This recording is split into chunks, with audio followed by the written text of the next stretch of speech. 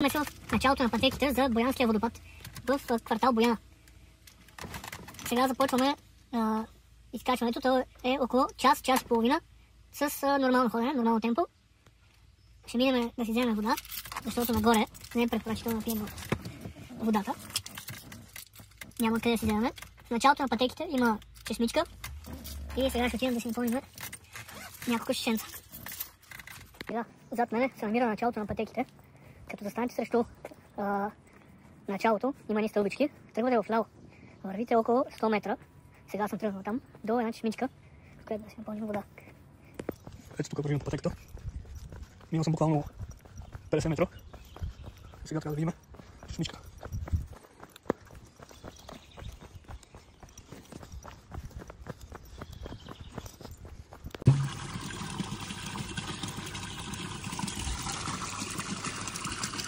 Взехме се литър и половина вода, напихме се и сега продължавам в пътеката. Сега трябва да се върна от началото, където е началото на пътеката и тръгваме нагоре. До тук беше лесното. Това е началото на пътеката. Тук може да спакет колите.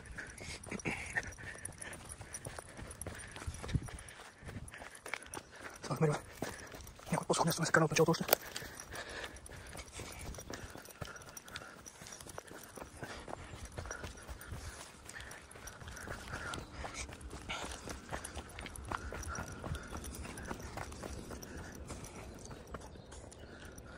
Ето и табелката, отляво чешмата, това е началото.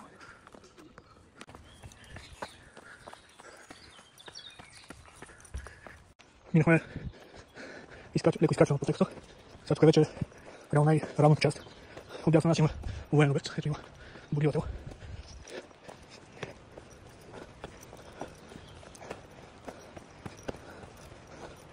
Пълно е с хора, събота неделя има повече хора от новите, без да проведе тяло. Така, сега минахме една трета от пътя. Това може да го разберете, кога стигнете до дървеното мостче.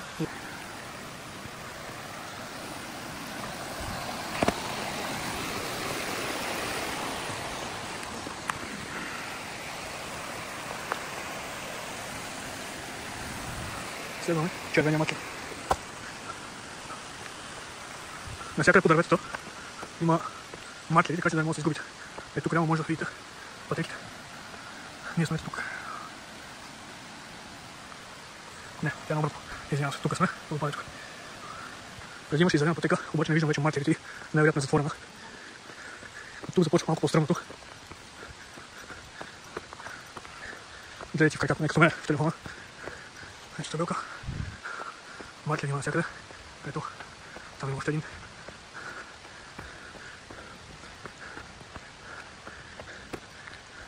Това е идеалното място, ако в София аз качега и няма какво правите, вместо да седите с планелките и с пържите, излезте, хем малко ще потренирате, хем ще се насладите на българската природа.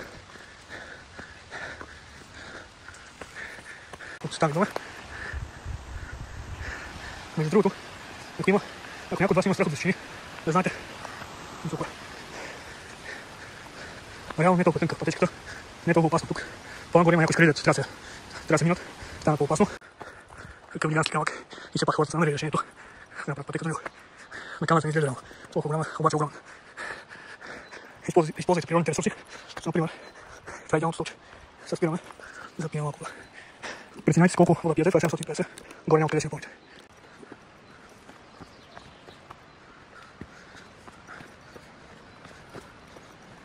Ето тук вече, навсякъде има кората, но не е долу и отгоре. Тук аз лично го знам този камък, ще качите отгоре, реално е по-опасно слизането. Аз все пак избирам право. Но... Ето, не е много ниско. Аз започнах от един приятел. Изкачване на черни връх, нощни изкачване на черни връх. Правихме предимно нощни изкачвания, понеже лято е много горещо през деня, вечерта е супер. И вечерта, всъщност черни връх е много красив. Но най-лично ми допада повече. Има Сега гледате лука толкова много хора има, които си качат и слизат вечер. Хем ще избягат от джерата, хем е малко по-спокойно и препоръчвам, ще ви хареса. Дори с преспиване на хамак или ако сте по-нависоко след дърветата. Дори ако сте минали дърветата и сте на по-високо, не спалени чола, също става. Задължително си вземе шелте. Това от начало го направих тази грешка. Без шелте няма да ви казвам, корени, камъни убива. И също, колкото и да е горещо, ако ходите в големи планини, по-изчистено, където няма тъпка на пътека, дълги панталони, задължително. Това е също нещо, което съм разбрал с грешка. От тук също може да стигнете и до черния връх пътека. Продължава. Сигурно имате сили по-дълго, отколкото ако тръгнете от Има Махиджа леко. Вижте какви грамани скали. Красота. Ако тръгнете от Хиджа леко към черния връх, ще видя със сигурност по-леко. Оттам може би най-леки път. Трябва да го прекрача. С всяко едно минаване,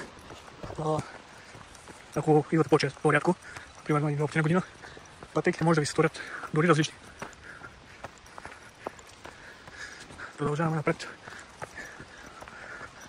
Пресенами да се зафилме с различни хора. Вижте какво намерих. Хоп. Яйце на змия. Или не птичка.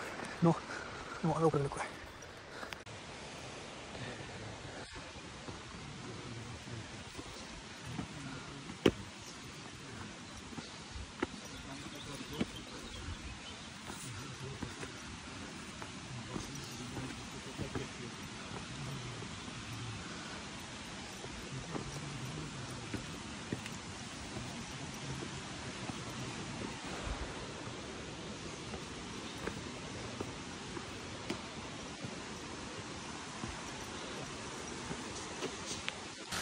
Продължим насам. Не надолу.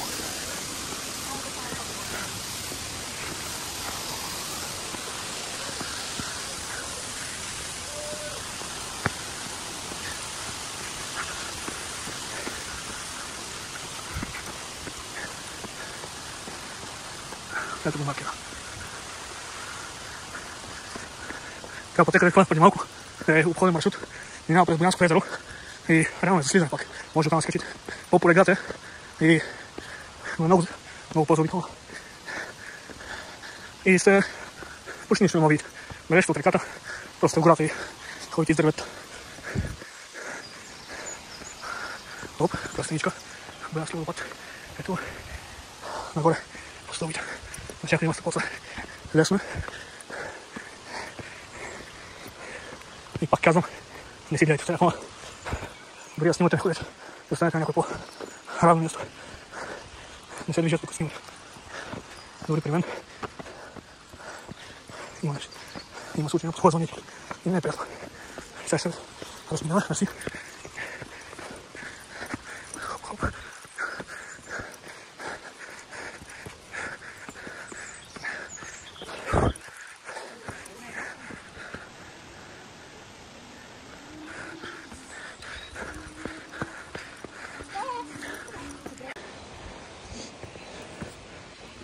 Сега се изкачваме така, пак надясно, пак наляво нагоре. Като цяло маршрутът е добър.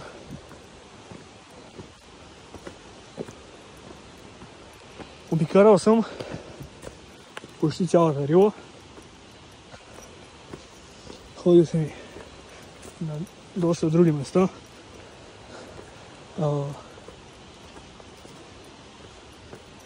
Мога да кажа, че тази пътека, дори да е на тази ниска планина,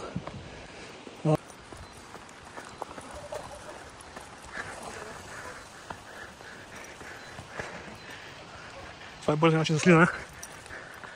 И аз съм направил, но си е риск. Ето от тук просто трябва да намерите някъде дърво, в което да спрете.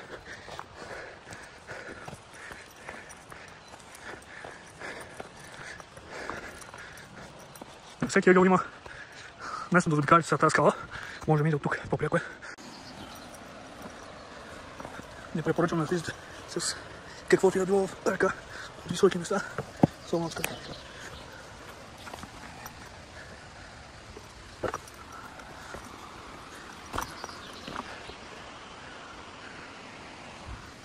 Продължаваме напред.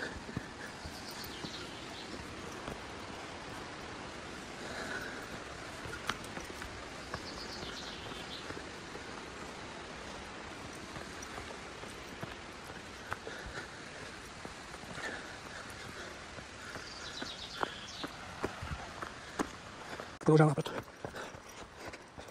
Минали сме. Сега ще ви кажа само. Отгоре-долу, около половината.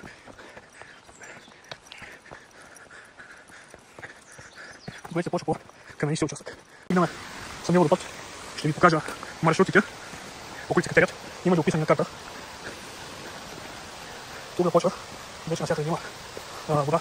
Това означава, че сме по-близо. Че сме много близо до водопада. Реално, започнете ли да се приближавате до реката, това означава, че навлизате в водопада. Много хора, когато дойдете първи път, мисля, че това е водопада и реално спират до тук. Обаче той продължава. Това е също много красиво място.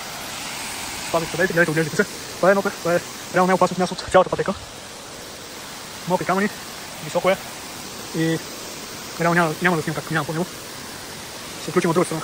Ето тук сме на най-високата точка, и тия скали. Долу хора. И продължаваме горе.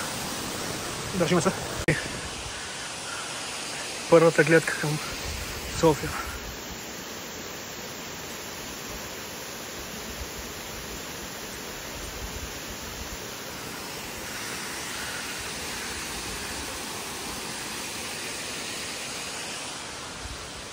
Спряхме да починаме. Пихме малко вода и продължаваме. Пийте вода. Това е вашето здраве. Водата много помага. Не се обезводнявайте.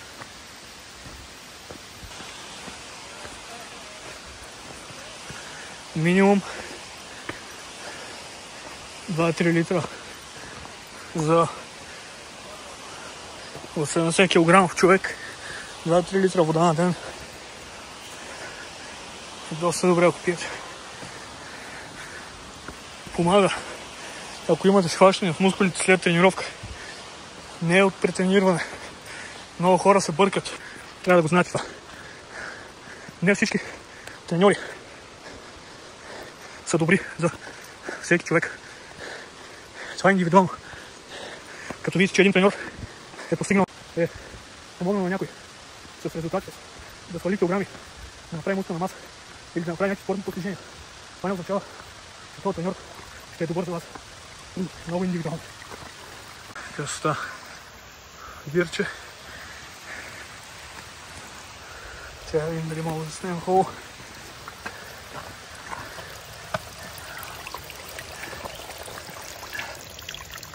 Цената е в голяма скала.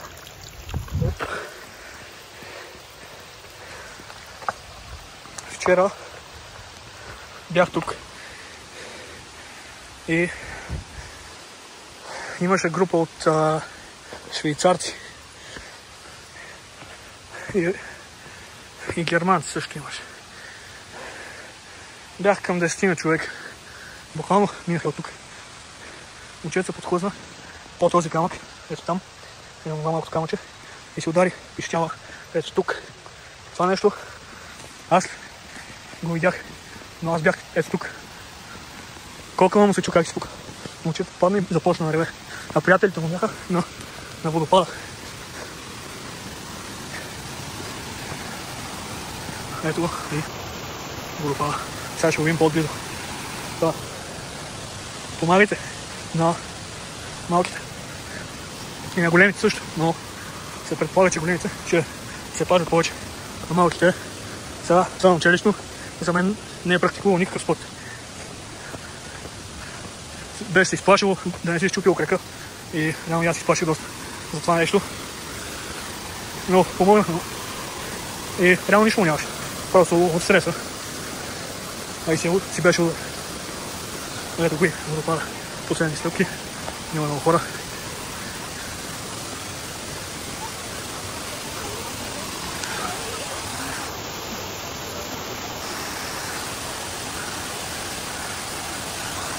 Ето там много ходите, вземете друг после.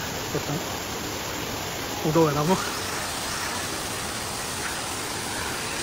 Сега скачим нагоре.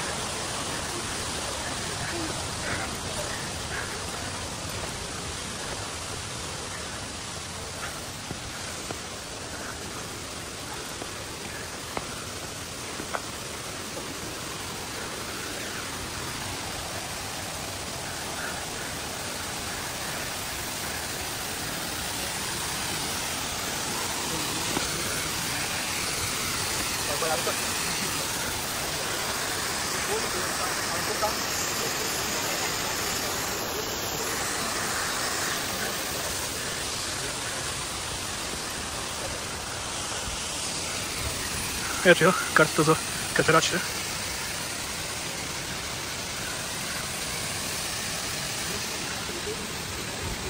И маршрут. Сега трябва да скачим отгоре на водопада. Така че продължаваме тук наляво.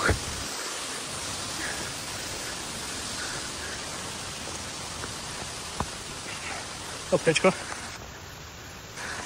Тя има изредена. Има всичко. Когато имате нещо в повече или дори може да носите от вас, оставете. Това е за помощ все пак. Нищо не ви струва. И нещо много важно. И така, там след това е много туристическо място. В момента има много малко хора, но реално почти няма къде да се размири. Накъдето си по една тървичка и събирайте бухуци. Това е филипчанцата и го хваляйте долу. Няма ви съдът, няма ви пречка. Добре. Надясно. Серван червялото.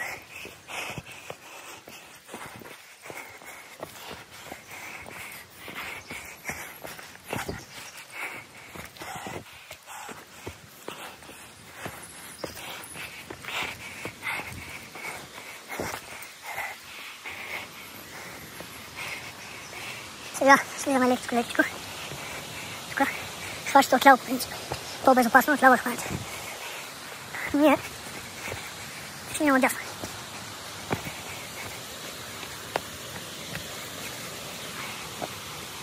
Някой си оставил водата и не е забрал.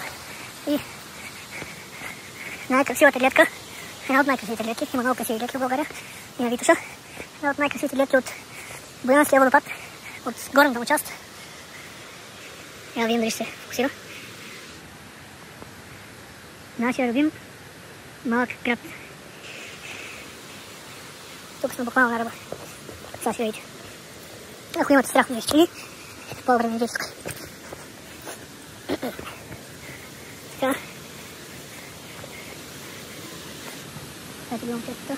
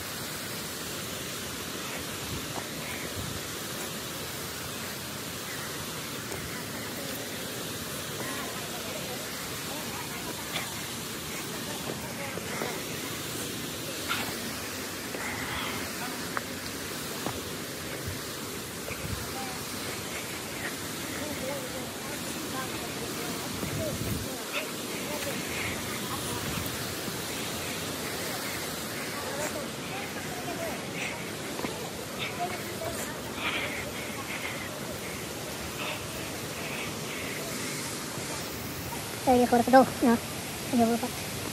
От долната част на водопада. Само заради това ще това да така.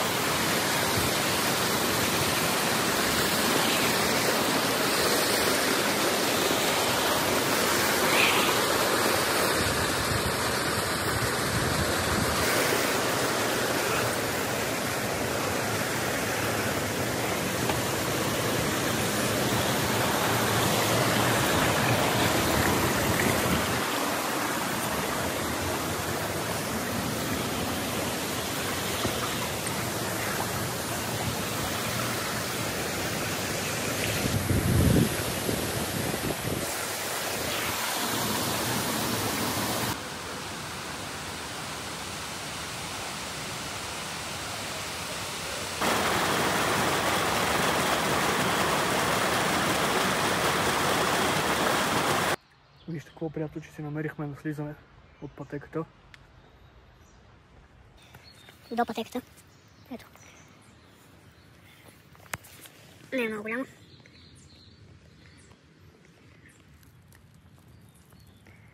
Ето.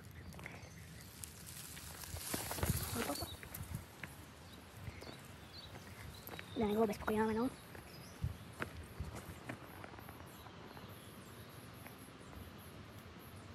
Все пак, ние сме гости в тази природа. Ние сме гости в гората, а не животните. На пътеката. Аз от тук се качих. Пътеката е реално там. Сега ще ви покажа. Добра разходка направихме. Чакай да видим. Ей за тях. Добра разходка направихме. Запознахме се с нови хора. Постояхме малко в това. Постояхме малко горе в водоемчето. Водата беше... не беше много студена, някъде към 4 градуса. И я измерихме. И се получи идеално. Ето слизаме, тук пътеката е равна в началото.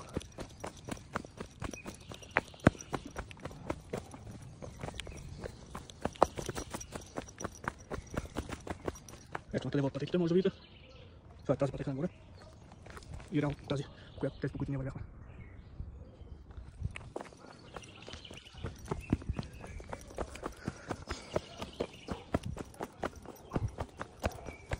Много добре изкарахме днешния ден.